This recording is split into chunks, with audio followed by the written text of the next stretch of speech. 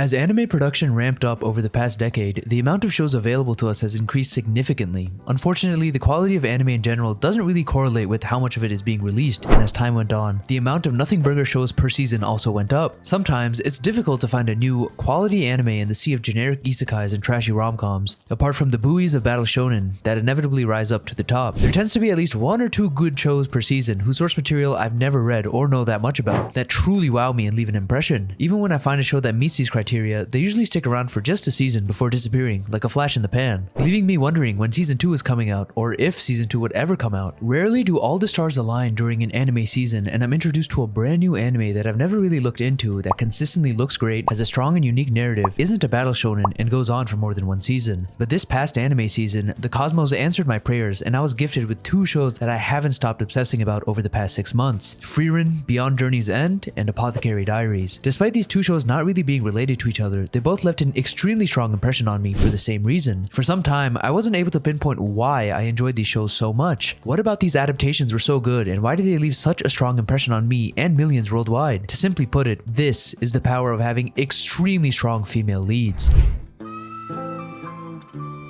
Frieren's the anime that's taken over the internet over the past 6 months, and for good reason. Even if you haven't watched Frieren, you've definitely seen this silly looking elf either vibing or annihilating her opponents, with a stone cold expression on her face, supplemented with some of the most impressive animation you've ever seen. Frieren immediately separated itself from the pack of uninteresting fantasy anime that bog each seasonal list by simply not being an isekai, and also not centering around some overpowered main character whose quest it is to take down the almighty Demon King, a premise we've seen over 5 million times. While Frieren is quite strong and there is technically a Demon King within the story of Frieren doesn't really focus on that. What makes it so good is the fact that Frieren's already a legendary mage that's lived for over 1,000 years, yet the story focuses on the relationships she's trying to forge with humans, relationships she hadn't actively been focusing on since, as an elf, they'd all seem like fleeting moments to her. Even though Frieren scoured the world to increase her knowledge on magic, was trained by the person who founded humanity's magic, and is known as the mage who's slain the most demons ever, she still seemed hollow due to the solitude that comes with being an elf. Her unique journey is kicked off once she has to bid farewell to the hero she journeyed with when she took down the Demon King in a mere 10 years in her eyes, and she comes to realize that she truly loved him and the moments she spent with her party. The regret that ensues after she realizes that she didn't cherish her moments with her squad while she was experiencing them is indeed heartbreaking, but it effectively sets up a really interesting journey for Frieren, a journey to create bonds with other humans and not disregard them because they'll be gone quickly in her eyes. I've never seen an anime take this route with such a powerful, basically immortal character, and I was quickly enthralled to see Frieren explore this vast land and pick up companions on the way, from her now daughter that basically has to take care of her, Fern, to the greatest scaredy cat warrior we've ever seen in Stark. The best parts of Frieren aren't even the fights for me. The best parts of Frieren are the moments Frieren spends with her party, casually walking around, exploring new areas, and bonding over their shared experiences. Time progression is handled really well in Frieren, and it's refreshing to see main characters spend extended amounts of time at different locations, no matter how insignificant they may seem at first glance. These locations are brought to life with the different interactions Frieren has within them, with many of them reminding her of her journey that she went on with Hero Himmel so many years ago. Through these interactions, Frieren's able to find the true meaning behind her party members' words that she wasn't able to properly digest back then, as her view on relationships was very different. Although it's heartbreaking to see Himmel, who we know is now a bag of bones, speak to Frieren with such affection and try to expand her view on different things while she just sits there with a stone face, I got rewarded by seeing Frieren teach those lessons she learned to Fern and Stark. It's really cool seeing Frieren come to realizations about things that humans find pretty normal. Things like holding someone's hand when they're sick to comfort them, or telling someone you're proud of them may be very normal for us, but for an elf like Frieren, she hadn't really considered why we do these things. It really hammers home how different elves are from humans and how their views brought by their long lifespans clash with that of humans. One of my favorite examples of this is the acceleration of magic proficiency in humans compared to elves. Though having a long lifespan may seem like a huge advantage for elves, we see how humans having a relatively short time to live drives them to innovate and grow far faster than elves. And Frieren herself sees the results of these innovations for humanity's magic as centuries pass by. Frieren, despite being such a ridiculously proficient mage, would only be rivaled by humans for this very fact. Even the way Frieren approaches magic is entirely different from the great mage elf, Ciri. Due to her experience with Flam, her party, and Fern, Frieren's view on magic isn't as individualistic, and she's more of a floor raiser for others than she is a solo magic mauling machine. This is best seen in her favorite spell, which isn't some insane beam of destruction I know she's capable of creating, but a spell to create a beautiful field of flowers. Even amongst her own race, she stands out because of this attitude, and it's what makes so much of this journey so satisfying. Frieren's relationship with her companion companions is such a pure and unique dynamic as both sides learn from each other. Frieren teaches Fern and Stark about magic and the world they live in since she has so much experience in it, and Fern and Stark teach Frieren about cherishing small gestures that humans hold in high regard so that Frieren can appreciate both her past journey and her current one. Frieren's constantly trying to learn to get better with sensing and dealing with emotion, and although she may sometimes seem cold with her words, it's very easy to see that she simply doesn't understand why a human would get upset over something. Her party members were well aware of this back then and constantly tried to teach her, and even though their lessons didn't exactly bear fruit back then, they're finally having an effect. Like at the end of the season, when Frieren goes out of her way to try to fix Fern's shattered staff. She may not have understood why Fern was attached to this staff, basically a replaceable piece of wood at the beginning of her journey, but she's slowly picking up on why humans are sentimental when it comes to such objects. The staff isn't simply an object, but a reminder of Heizer for Fern, a reminder that she dearly needs since Heizer is now gone. This combination has led so many people to connect with Frieren and see it as being way more than a flashy magic fight-filled anime, and more of a truly beautiful journey thanks to the phenomenal main character.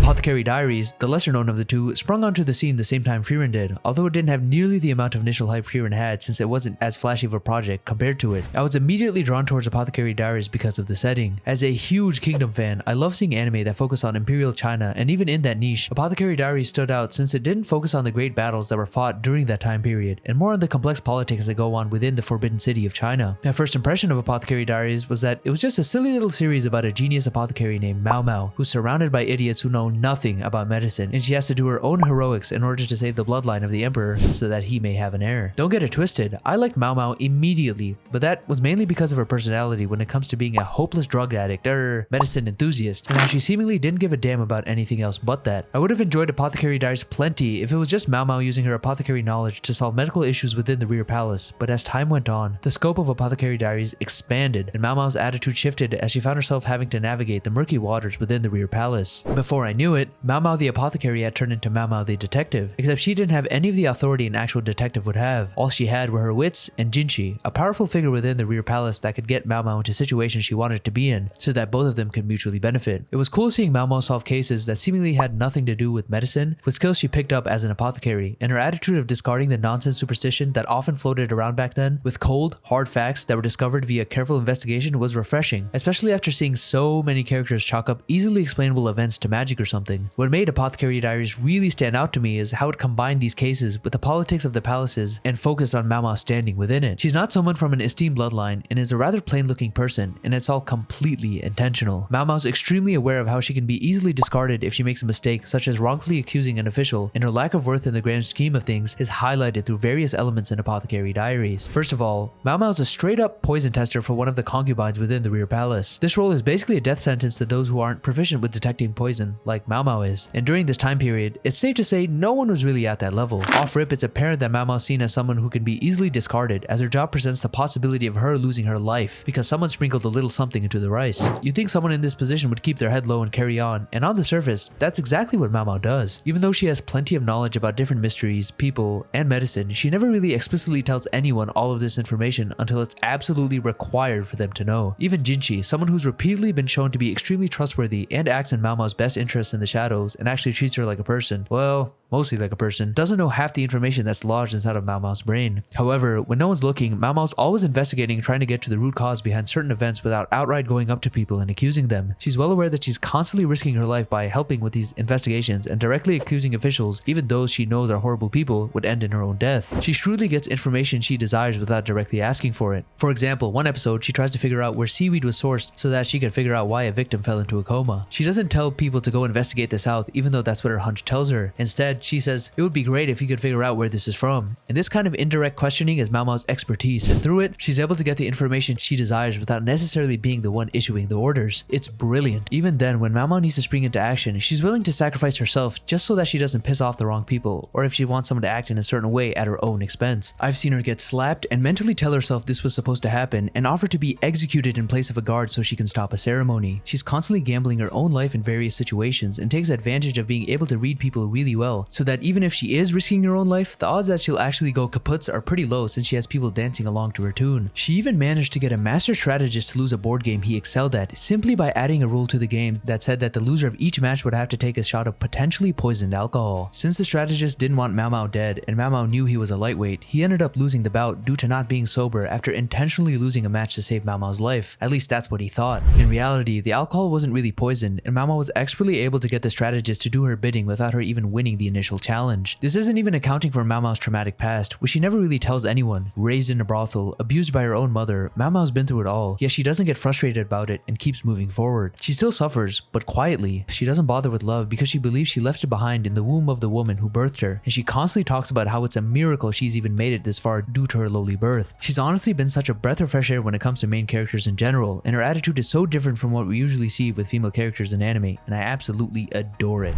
It's been so much fun watching both Frieren and Mao Mao embark on their journeys over the past 20 plus episodes, just like how I hope you had a good time watching this video. If you like this kind of content, feel free to like and subscribe. Frieren and Mao Mao truly are the stars of their shows, and I hope we get more shows like Apothecary Diaries and Frieren breaking into the mainstream like they did, and show the anime community the power of really good female main characters. Although, hoping for a Frieren level production for multiple shows might just be a pipe dream.